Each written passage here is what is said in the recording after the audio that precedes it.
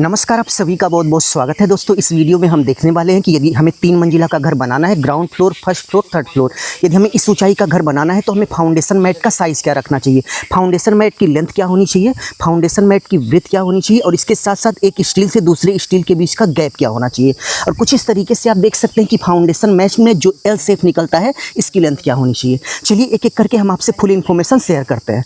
यदि आप ground floor, first floor, second floor इस ऊंचाई का घर बना रहे हैं और फाउंडेशन में इसी तरह का स्टील जाल लगाते हैं तो आपका फाउंडेशन मजबूत से मजबूत बनेगा। तो चलिए एक एक करके फुल इन्फॉर्मेशन आप सभी से शेयर करते हैं।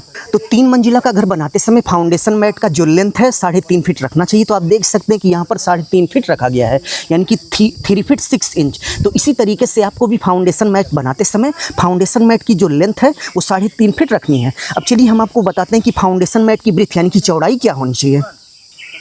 फाउंडेशन मैट की लेंथ के बाद अब चलिए देखते हैं कि हमें फाउंडेशन मैट की ब्रीथ यानी कि चौड़ाई क्या रखनी चाहिए।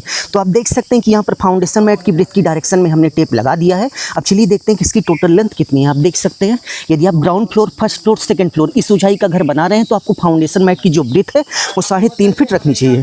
जैसा कि आप यहाँ पर देख सकते हैं 3.5 फीट रखा गया है, 3 फीट 6 इंच यानी कि 3.5 फीट रखा गया है। तो इसी तरीके से आपको भी रखना है। तो फाउंडेशन मैट की लेंथ और ब्रीथ यानी कि लंबाई चौड़ाई जानने के बाद नेक्स्ट चलिए देखते हैं कि फाउंडेशन मैट बनाते समय एक स्टील से दूसरे स्टील के बीच की डिस्टेंस हमें कितनी रखनी चाहिए।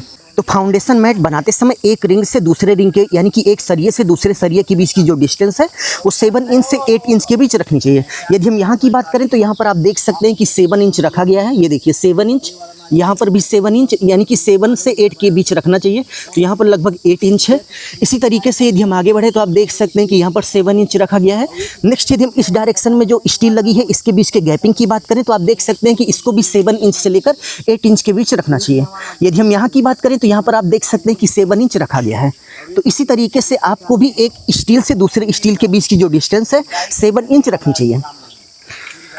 एक स्टील से दूसरे स्टील के बीच की डिस्टेंस कितनी रखनी है यह जानने के बाद नेक्स्ट स्टेप में आपको पता होना चाहिए कि भाई कुछ इस तरीके से सरिये को जो ऊपर की तरफ एल शेप में मोड़ते हैं इसकी डिस्टेंस कितनी होनी चाहिए। अब चलिए इसकी डिस्टेंस हम आपको माप कर दिखाते हैं। तो एल शेप के यदि हम डिस्टेंस की बात करें तो आप देख सकते हैं कि एल शेप हमें 3 इंच के आसपास रखना चाहिए। आप देख सकते हैं कि यहाँ पर जितना भी एल शेप है वो 3 इंच है या फिर उससे ज़्यादा है। आप देख सकते हैं ये भी 3 इंच है, ये भी 3 इंच है। नेक्स्ट यदि हम आगे बढ़े तो आप देख सकते हैं कि ये भी 3 इंच है। तो इसी तरीके से जो एल शेप ऊपर की तरफ मुड़ेगा ये 3 इंच के आसपास होगा, 3 इंच या फिर उससे ज़्यादा होगा। तो दोस्तों आपको समझ में आ गया होगा कि यदि आपको ground floor, first floor, second floor इस ऊंचाई का घर बनाना है तो आपको फाउंडेशन मैट किस तरीके से बनाना चाहिए। यदि आपको वीडियो अच्छा लगा तो प्लीज़ वीडियो को लाइक करके अपने दोस्तों में शेयर कर दीजिए जिससे हम आगे भी मिलते रहें। अभी के लिए बस इतना ही। अपना ख्याल रखिए और अपने मम्मी पापा का अपने से भी ज़्यादा ख्याल रखिए। इसी भावों के साथ आप सभी से विदा लेते हैं। धन्यवाद।